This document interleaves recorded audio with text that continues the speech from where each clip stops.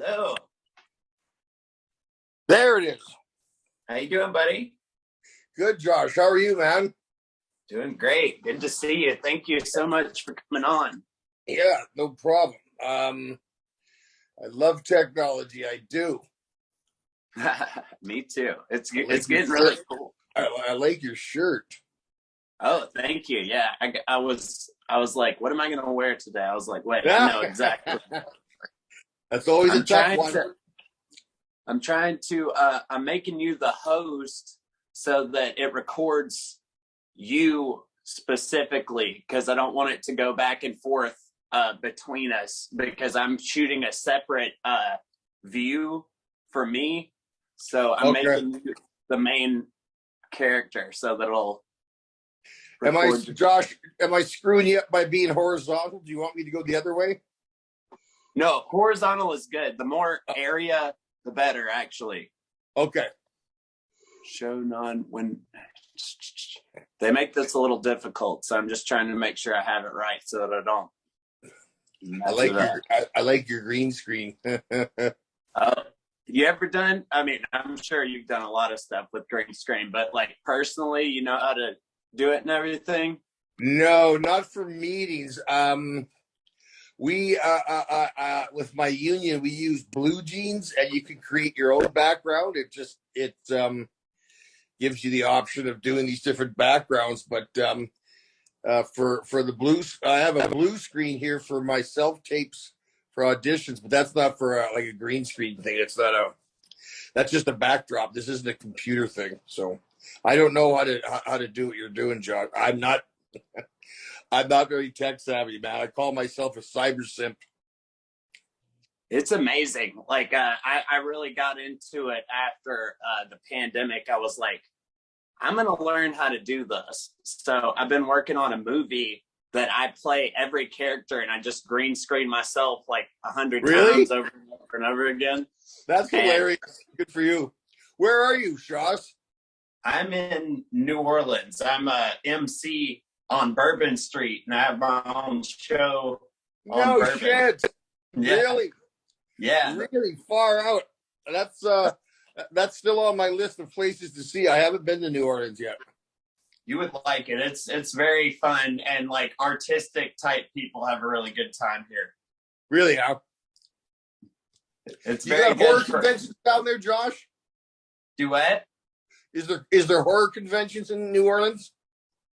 Yes, we have like everything, any kind of thing like that. We have Comic-Cons, we have horror conventions, basically anything you can imagine. You should definitely come down. I'm sure, see, because I wear this type of stuff, a lot of like horror stuff, and I've interviewed a lot of horror people. So whenever I'm walking down the street wearing something like this, people are always like, hey, like, is that right? They would love you. Yeah. Well, you see, New Orleans being on my list of places I haven't seen yet. I've got like a half dozen places in the States that I still want to see. I'm hoping to see them through the horror convention. So if you got any pull down there, get me invited, because I'm available. Okay. I'm available. I'm also very good friends with Ken Kersinger, and we could do a package deal. That would be awesome. Yeah. That would be great. I'll see what I can do. Try to work something out. I think that they would absolutely love you guys down here, because I know horror is very, very popular here. But what we're going to do is I'm just going to say hey to you like we haven't said anything yet. Right.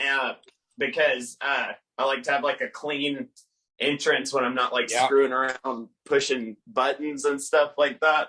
And then you're going to be, what I do with the green screen is I'm going to have you in like wherever we'll be. We may be in like a mental asylum, or we may be, under the ground or whatever. And you'll be on some kind of monitor or something crazy like that. So I shoot it like this so we can do really cool effects and stuff, Okay, Josh, but we're not live as per se.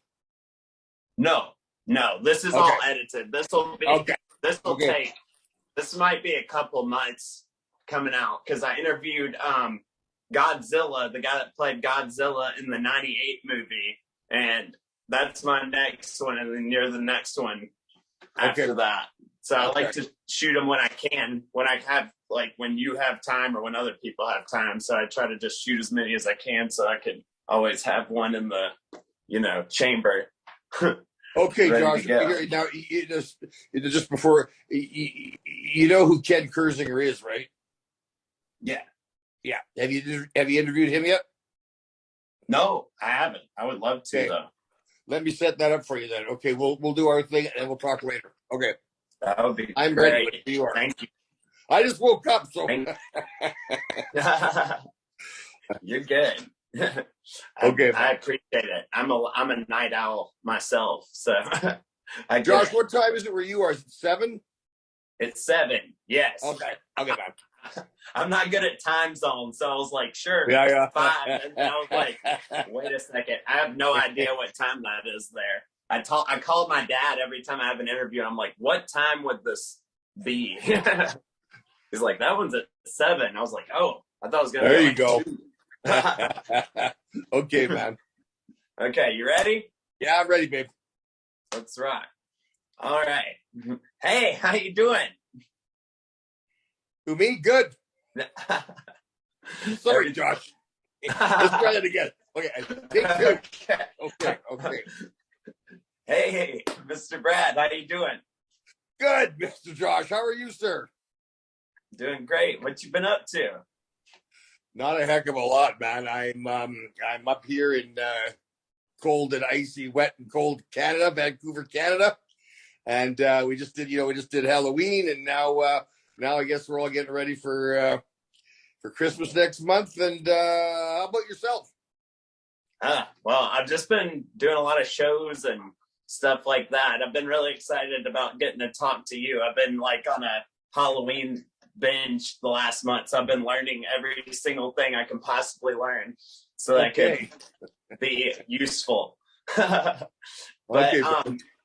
So we always start with, what is your favorite movie of all time that you had nothing to do with? My favorite movie. You're asking me if I was to recommend one movie to people, what would it be? Yes. My favorite movie, Josh, I love movies. I love cinema, but I would tell you the Chinese film To Live. And I'm not going to pretend I can Zhang Yimou. As best I can just pronounce the director's name. But it was a movie that came out in the early 90s. And that, I would tell you, I have a stock 3 favorite films, but if I had to sit and watch one movie over and over again, it would be To Live. What type of movie is it? It's a Chinese film that follows 4 generations of wealthy landowners in the 1940s Shanghai, when just as it follows the communist takeover of when Mao's army took over power in China, and how it affects the 4 generations of this family. And it's a phenomenally beautifully shot film. The acting, the story. I went and saw it in a theater down the street from where I lived one day when I was really tired. I just sat there mesmerized, and I went back and saw it 3 more times. This is back when people actually still went to the movie theater. Yeah. That's crazy. I watch movies like all the time, and then every time I ask somebody about one of their favorite movies on the show, they always say something that I've never, ever heard of. I'm going to have to check that out. Yeah, well, you're still young, so you got. I grew up, Josh. The reason I'm sitting here today is because as a 13-year-old, I fell in love with Bruce Lee, and I fell in love with the martial arts after seeing a movie called Fists of Fury. So I begged my dad to let me join the local karate school. It was a very small town we were in. There was one school, and that's where I joined. Got into the martial arts and met a guy named Tony Morelli, who was the instructor. He went on to become a world champion, full contact kickboxing champion. And he then went on to become a stunt guy. And because I was his protege, so to speak. He dragged me along, and that's how I ended up in the film industry. And because of the film industry, I lucked out in the Michael Myers role, and here we are today having a chat. Wow, that's crazy. How the heck do you get cast as Michael Myers? Like, how did that happen? Because everybody in the world would want to be Michael Myers, I feel like. Everybody that's into horror, I guess, but because I'm not the world's biggest horror fan. Gosh, I've told this story many times. When I was a young man, 19, 20, I was dating a girl that was way out of my league. I was so in love with her, and she only liked horror. So for 2 years, all I saw was horror films. But they scared the crap out of me. I wasn't into it anyway. And then years later, after she and I broke up, everybody was talking about this Halloween movie. So I did not have any interest in it until my cousin said she liked it. I went and rented it, and really enjoyed the first Halloween. Anyway, in like 1999, 2000, I was working on a low budget show for Fox called Los Luchadores. These guys were Mexican wrestlers by day and crime fighters by night. And the last 5 episodes, I was not only the stunt double, I was also the stunt coordinator. We finished the 13 episodes for the first season, and then we all went our separate ways to find work in case, which you do when you go on hiatus, because there's never 100% guarantee a show is coming back. We all assumed that it would.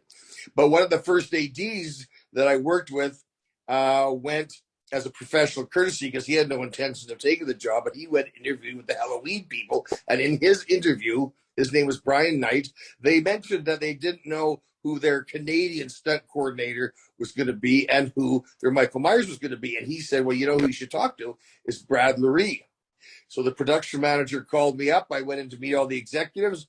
I did the walk with them a few times, fully with no intention of taking the job, because first of all, I thought they were looking for a stunt double for Michael Myers, the guy from Toronto, Austin Powers. And I also expected to go back to the other show. But when they told me that I was actually going to be the guy as opposed to double the guy, that's when the actor in me and the guy who loved the first Halloween movie said, "Oh, Brad, you got to do this." And Josh, I'm not kidding. I don't think, even if it had been Jason Voorhees or any other horror character, I honestly think I would have passed on it and gone back to the wrestling show. But because it was Michael Myers and it was the Halloween franchise, I took the job. Another guy in my stunt group took the wrestling show, and Josh, the second season, they did 2.5 episodes, and in the middle of the third episode, the producers came and pulled the plug, and that was the end of that thing, and no one's ever heard of it. And I took the Halloween job, and here we are today. Wow. Well, you made a good call. Yeah, no kidding. So, as an actor, when you play Michael Myers, I watched a lot of videos about like the psychology of Michael Myers, and one of the main things that all of them say is they don't know why he does what he does, and it's kind of like a very vague reasoning, which is why he's so scary, because you can't understand his motives. And coming into something like that, what did you think? Like, what did you decide that his motives were? Yeah, Josh, that's an excellent question, because I totally agree with what you just said. Anyway, I was interviewed on set one day by these local journalists, and they asked me that question, and I said that, as best I can remember what I said, Josh, I said, I think Michael Myers is like a simple man-child. He doesn't really understand life and death. When he is killing people, he doesn't really understand the finality of death. He's like a cat playing with a mouse, batting it around, throwing it in the air, and when it dies and stops playing, it kind of confuses him, which is why he tilts his head. Why don't you want to play anymore? And I think he's. I think I also said it. I believe he quite possibly is demon possessed, which is why he is as strong as he is. Certainly psychotic, but very like a very simple man child. And Josh, that's what I worked with when I was playing Michael Myers, because I did, and it was that interview that one of the head producers on Jason versus Freddy saw. And when he came to Vancouver, I was the first person he interviewed for possibly playing Jason Voorhees, because he was significantly impressed that I had put as much thought as I had into the role, even though I had no dialogue, even though I was wearing a mask. And he wanted me to play Jason, but then he introduced me to the director, and the director said, "Oh, Brad, you'd be great, except I'm sorry, you're just not tall enough." So once I knew Josh that I wasn't going to get the job, I was praying that my friend Ken Kersinger, who is, besides my karate instructor when I was a kid, Tony Morelli, Ken is the other person that I attribute with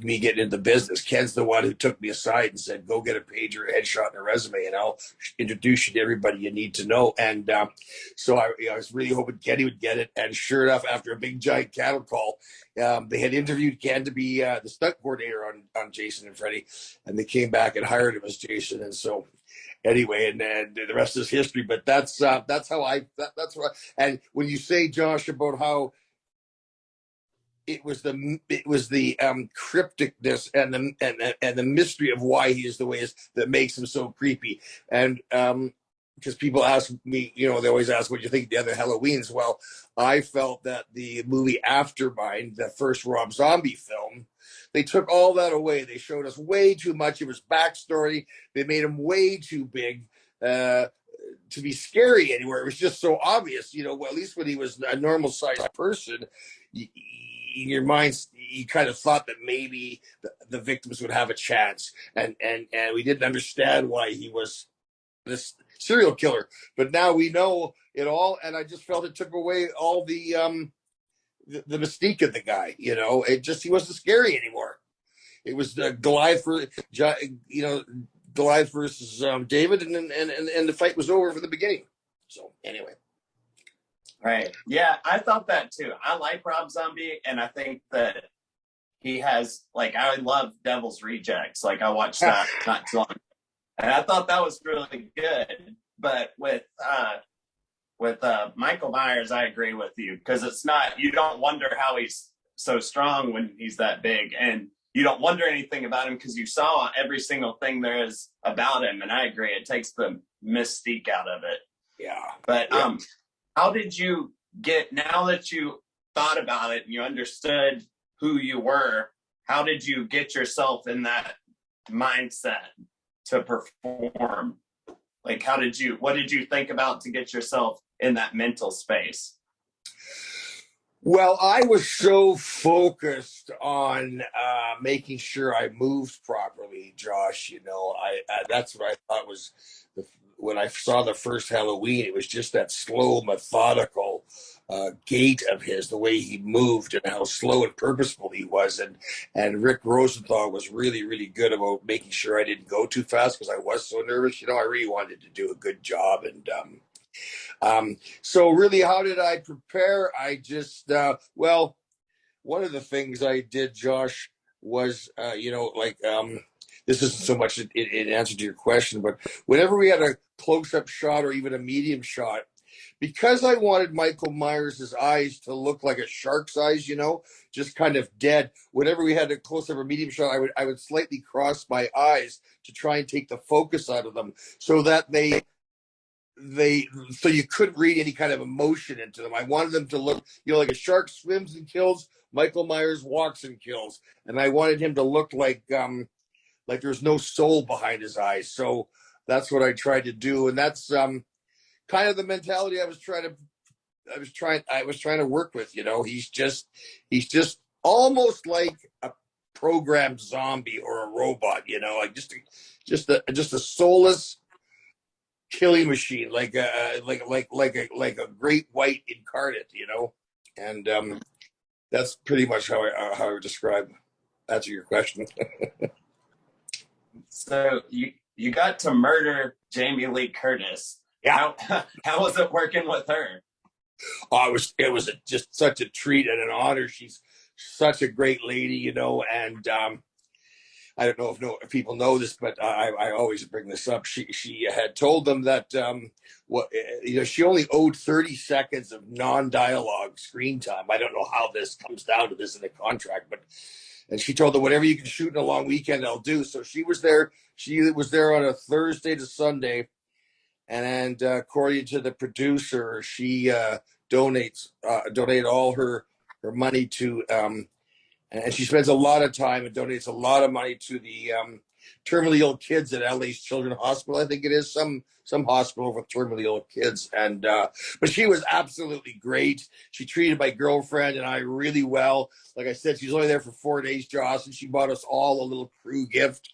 And she couldn't have been nicer to me. She was absolutely sweetheart. And she kind of bonded with my girlfriend, giving my girlfriend advice on how to deal with men and me in particular.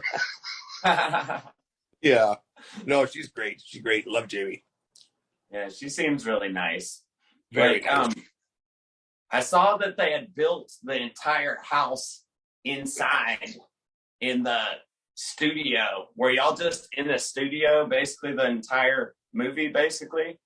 Pretty much, Josh. We had for a time, we were trying to build these new super fast ferries to run between the mainland and Vancouver Island. So they built this big giant warehouse to build these ships in. And then they all went sideways. I can't remember exactly what went wrong, but they built the house inside this warehouse that they were utilizing as a studio. And I remember they had the house in there, and they even had the fire in the garage, fire scenes with all the fire trucks and all that at the end. That was all shot inside this big giant warehouse that we were using as a studio place called it used to be called the Versatile Shipyard. So, but yeah, for the most part, we were on set. There were some exterior shots, but not a lot. What stood out to you the most when you think about shooting? Like, what did you enjoy, or what was horrible, or what stood out to you about that shoot? A number of things. I remember when we first walked into the house. Do you remember the Woody Allen film, The Purple Rose of Cairo, where the cast gets up and they walk out of the screen into the theater? Well, I felt we had done the reverse. We had walked out of the audience and walked into the movie. It was just, I remember just being absolutely amazed that I was inside the movie. And I just remember complimenting the set deck people because it looked just like the house in the movies, And it was just it was just surreal, It was and it was, and like I said, it's the only horror film that I've ever enjoyed, and it was like I was on a cloud the whole time. We shot for 6 weeks, and I was just so excited to be there. I got along with everyone really well. I mean, I love every single cast member, and I remember Mr. Mustafa Akkad was there before, before he passed, and I was kind of intimidated by it because he was the big Mac Daddy, but I went up to him one day and I said, Mr. Akkad, I just want to tell you, I'm not a horror fan, but I love the first Halloween movie. And he put his hand on my face. He said it would have been just that much better if you had been in it. That was so sweet. Wow. I'll always remember that. He was such a dear man, and yeah, a lot of fun. That's a really good compliment. Yeah, a really good compliment. I thought it was such a nice thing to say. So when you do a lot of acting jobs, you do a lot of stunt work, and did you do a lot of the stunts in that movie in Halloween? Yeah, Josh, everything in that film is me except the very last scene in the morgue where she opens the body bag and his eyes pop open. We had shot a different ending, and they always get a test audience to watch these films, and the test audience, I think we shot the ending more than once actually in Vancouver, but again, the test audience didn't like the ending, so I guess they had some pickup shots they shot in New York. So the only scene in that movie that were as Michael Myers, wasn't me, was that last shot in the morgue in the coroner's office. So you got pretty beat up there. It looked like you had quite a few scenes where you were hanging off stuff and getting thrown through stuff and karate fighting people. Well, the one real stud, of course, was when he gets kicked through the window by Buster Rhymes, because that window wasn't that wide, and I had to take 2 steps blind running backwards and throw myself through the window. And on the rehearsal, I kept catching my shoulder on one side or the other and stopping myself dead. So, and they also had a cable on me. If you notice, they had an actual, because she had wrapped the camera cable around my neck before he kicks me through the window, which is what I ended up getting hung on.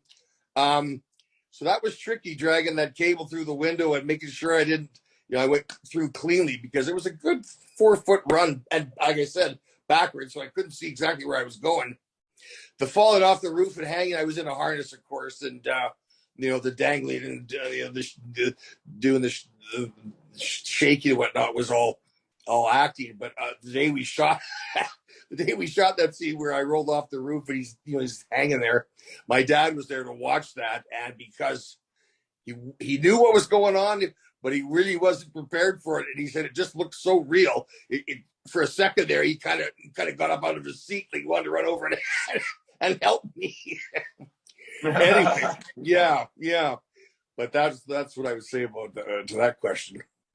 I talked to the guy that played Scorpion in the '95 Mortal Kombat movie, and he did a lot of stunt work, and he was a world champion in some sort of martial art. I can't remember exactly what the martial arts he was involved with were, but he did a lot of stunts. You're saying you were doing martial arts. You were also doing a lot of stunts. Is that how they pick a lot of the stunt people, is through martial arts? Josh, as far as the roles with a mask and no dialogue, it's cheaper for production, because stunt guys traditionally work cheaper than like name actors, and that way they don't have to double you. You don't have to have a stunt double standing by to go through the window or to be near the fire or to get beaten up by Buster Rhymes. You just hire a stunt guy to do it, because really, as long as you move properly. I can't speak to the Scorpion thing. I just can tell you that in the early 90s, when I was first coming on the scene here in Vancouver, if you had some athleticism and could hit, were willing to fall down on the ground, and of course you had to know somebody, and I knew Ken and Tony and Ken. But today, I will tell you that the quality of the stunt people is through the roof, because all the world-class martial artists and the world-class gymnasts that didn't get, first place and end up on the Wheaties cover, they're second place or third place, but still very talented. We got gymnasts today that are Cirque du Soleil quality, and they have found, at least here in Vancouver, the film industry. So the talent level just went through the stratosphere with the kids that came up after myself, the next generation, the kids today, they're just so unbelievably talented. Yeah, I was wondering, it seems because of the quality, the more people that I've met that are involved, the more qualified they appear. But to an untrained eye, it's like, are they just getting crazy people that don't mind getting thrown off the top of a building or what? Well, Josh, I love my stunt life and my friends. But I as opposed to being the person that rides the horse and jumps off and gets kissed by the girl, stunt people are the people that want to fall off, be the person that falls off the horse, which I never quite understood. Mind you, I was never a fan of westerns, but yeah, it's a fun life, but you do get beat up. You gotta be a little masochistic, I think, sometimes, but the way that it was described to me when I was coming up is most of these people were adrenaline junkies, the high end kind of not what dangerous sports, but they just like the rush of risking their physical health. I guess you'd have to do. You'd just be terrified all the time. Yeah. These are extreme athletes or whatever you call them. That's the kind of people that gravitate towards stunt work.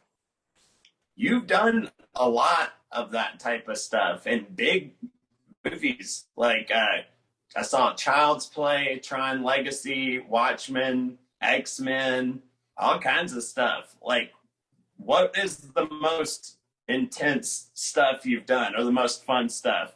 Just stuff you remember vividly. Well, I mean, that's a long list if you want to use the fun word. But if you want to talk about what is, say, the most hairy stunt, Sure. Josh, once again, following in Ken Kersinger's footsteps, Ken had gotten picked to double this alien on a TV show called Mantis. Mantis was this. It only went for one season, but he was an African American scientist who was a paraplegic. He was a scientist by day and a crime fighter by night, and he comes up against this silver bald alien who's robotic and very strong and all that. And but the stunt was jumping through a window as this character from the third story of an old psychiatric hospital, and he falls down to the ground and beats up these guards, and it keeps running. But Ken had some knee injuries, and the thing was, Josh, it wasn't so much the height that was the deal. The thing is, this floor below jutted out. It had like a balcony or a deck almost, but it jutted out about 14 or 15 feet from the rest of the building. It had this big concrete railing, so it was more of a long jump than a high jump. You had to clear that deck to get to the level below where the airbag was. So on the rehearsal, it was all nice, and it was daytime, and there was no glass in the window, and they had this nice ramp, and but you still had to run and jump out into the sky and commit before you went far enough to see the airbag down below. But on the day of shooting it, after 13 hours in the chair, getting all made up, the bald cap and silver, and then all of a sudden they come with the wardrobe with this gun racket and cape, and now they've got all the lights in the room, of course, and the glare off the window was just it was almost blinding, so you couldn't see outside. And that 8 foot by 8 foot sheet of glass, even though they were breaking it with these what they call knockers, these electronic things that break the glass for you, it's still a big sheet of glass, and it can, if the timing's wrong, it could slow you down. And they also had all these lighting flags in the room, Josh. So basically, instead of running down my ramp for the first half, I had to run along the edge of the ramp, praying I didn't bump into one of these flags because that would screw up the shot. And the worst the worst thing of all was, right before the director's now yelling for us to go because it's been 13 hours, wardrobe comes with the motorcycle boots they had fitted for Ken Kersinger, which were brand new. They're knee-high, concrete stiff, and 2 sizes too small. Oh. So I thought, how am I going to get the speed up? Anyway, they called action. They only had 2 windows, and they called action, and I just said to the boys, I said, I'll see you downstairs. And I just gave it my all and jumped through the window, and I managed to make it okay. But that was the most dangerous stunt, because the coordinator had said, Brad, if you fall short, don't try and save yourself and stay on the building side. Try and make it into the boxes in the bag. And he said, I don't think if this goes wrong, I don't think it's going to kill you, but it's going to mess you up pretty bad. So anyway, it all went well, and I got paid a pittance because it was a low-budget show. But that was the one stunt where I was like, man, I really wish I didn't have to do this today. But you have to. I bet it feels great to go home after you land something like that and just sit down, like I'm alive, like that. Beer never tasted so good at the end of a day. I love the movie Watchmen. Like, I really love it. I think that's a really great movie. Yeah, what did you do for that? What did you do in that movie? Okay. The beginning, I think there was a flashback to the Kennedy assassination. I was one of the motorcade cops at the front of the car. I was the one on the left, so I was a motorcycle cop in that scene. I was also a cop in the scene where the guy with I've only ever seen it once, and it was so long ago. The guy with the bag over his head, the central character, he jumps out of this from the second story down to the ground. All these cops tackle him. I was one of those cops, and then the guy that was the cigar smoker. At one point, he puts his fist through a wall, and you see the hand come through the wall. That was my. That was I didn't do a lot on that, but those are the three different things I did. Cool. That's the comedian. That's right. The comedian. That's right. Yeah. When he's like punching all through the walls and stuff, I love that fight scene. That's very cool. And I really liked Tron Legacy a lot as well. I thought it was a very beautiful movie. I like pretty things, and I felt like that was just the prettiest movie to look at. It was so neat. What did you do for that? I doubled Jeff Bridges in the scene where they're up on the what was it, like a ship deck or something? Anyway, he's fighting with his younger self. Yeah, and I can't remember. I think the older version gets kicked and he goes sliding backwards on his back. Mm. I doubled, and then they had me on in a harness in a line, and they dragged me to make it look like he got booted a long way. But I doubled Jeff for that day, and then to continue with that scene, he's standing over his younger version or his older version, and they're having a conversation. So I got to do some off camera screen dialogue with Jeff Bridges, which was a really big deal to me because we're all huge Jeff Bridges fans, and I didn't get a lot of interaction with him between takes and whatnot. I didn't get a picture with him, but I got to put him on my resume as a guy that I've doubled. So yeah, I love Jeff Bridges. He's a genius. He's so great. He's awesome. You were young Stryker also in X-Men 2. On X-Men 2, I was also one of the SWAT guys, but you'd never see me because before the big ice wall came down in the hallway. But of course we all had the SWAT gear on. But yeah, what's his name? The director, Brian Singer, had me just he took me over to the side and they set up this camera and he just said he just talked me through it and had me say these. He was just shooting from the hip, but I can't even remember what I said. But that's a pretty quick flashback. But it was really because again, doubling Brian Cox. I had actually seen Brian Cox on stage in Stratford-on-Avon in England when I was traveling around the world. July of '87, I took off for a year around the world. And when I was in England, even though it was out of my budget, I went to see a play. I'm in Stratford-on-Avon where Shakespeare was from. I have to go see a play. And I was in there. I went and saw the Taming of the Shrew. And I'm reading the playbill. And Brian Cox, where do I recognize that name? And I went, that's the guy that played Hannibal Lecter in Manhunter. He played Hannibal Lecter before Anthony Hopkins made him famous. And he was terrific too. So anyway, so to get to meet Brian Cox was a big deal. I wish I'd gotten a picture with him, but at least I got a chance to tell him that I'd seen him and how much I enjoyed his work, and so that was really cool. Yeah, Brian Cox is very good. He's one of those people that's like, whenever he's on screen, it's like, I own this. Like, sit down. I'm going to show you how it's done. Like, I'm the dad. You're the kids. Like, this is how it's done. Well, Josh, acting looks so much different live than it does on a screen. But I'll tell you, what he did on stage in that play, especially the line, now there's a wench. I was a long way from the stage because, of course, I couldn't afford to sit up front. But I tell you, I really came to understand how people fall in love with live theater. When you got performances like that, like it kind of almost took your breath away. It was really, really something. So anyway, yeah, I bet it was. Cutting back to Michael Myers, that character now has been around for a very long time, and he's maintained just as much relevance and importance throughout. And I believe that he will continue to, I guess, forever. I mean, why do you think that that character is so important and always relevant?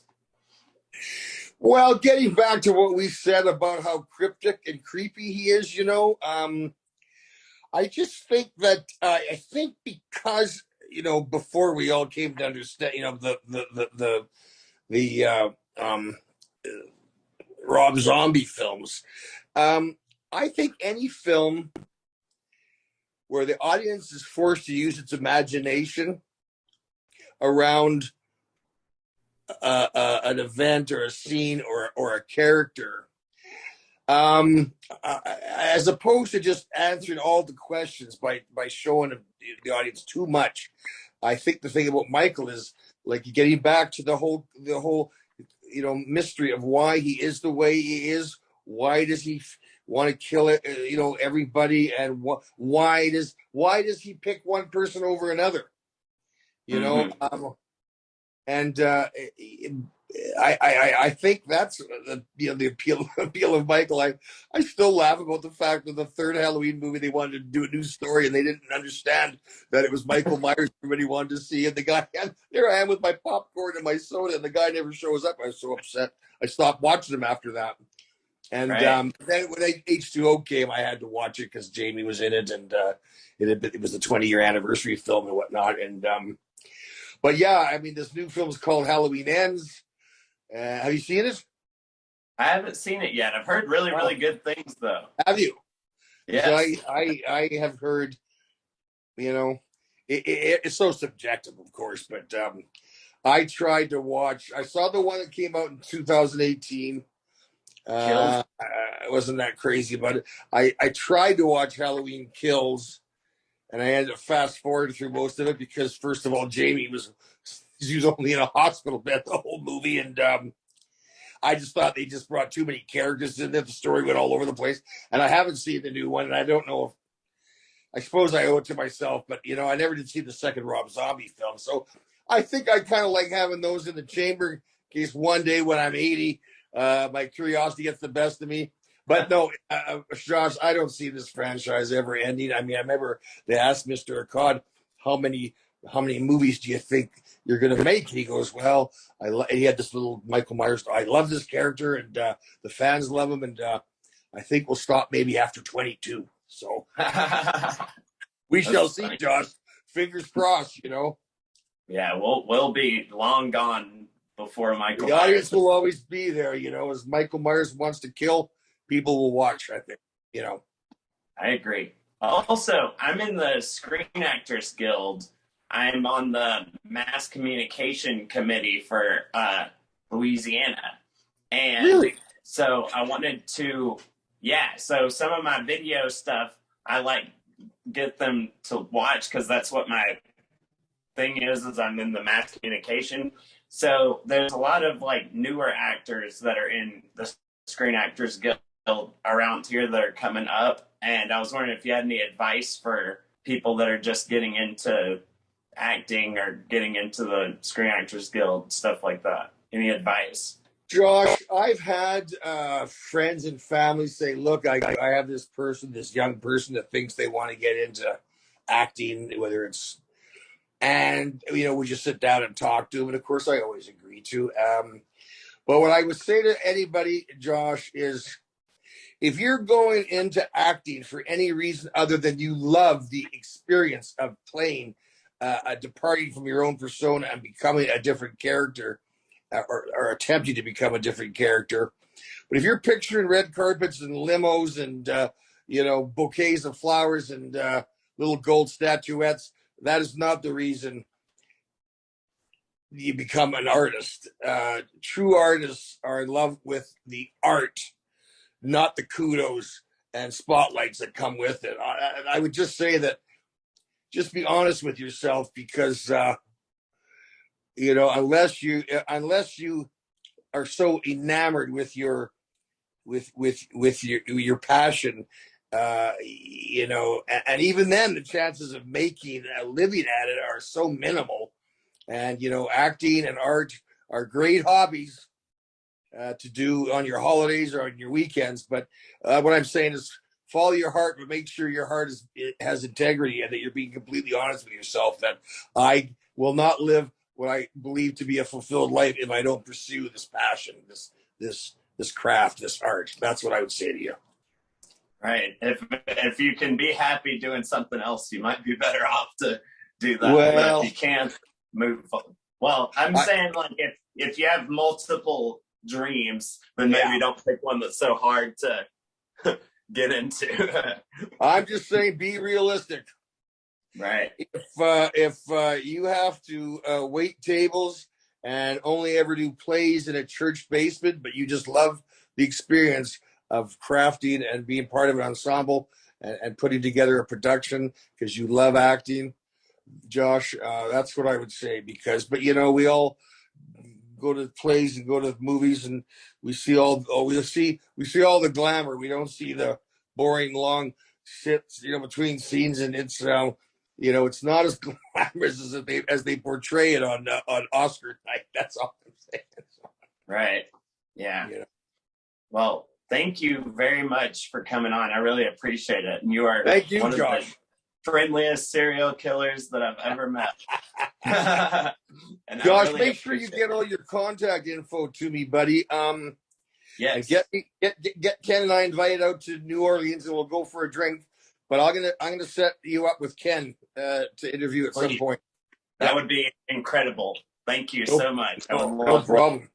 Happy to do it. And Ken is too. He's Ken and I both beat up old stunt guys. We both been on disability since 2009, so we got time to give back and to do these podcasts, and they're just a treat. You're only the second person I've talked to all day today, Josh. So I wish you nothing but the best. God bless, and stay safe. And shoot me your contact stuff, and I'll sign a picture and mail it off to you. Thank you very much. I really appreciate it, buddy. And I'll talk to you soon, okay? All right, brother. Stay in touch. Thank you so much. Have a good day. Okay, kid. Bye, buddy.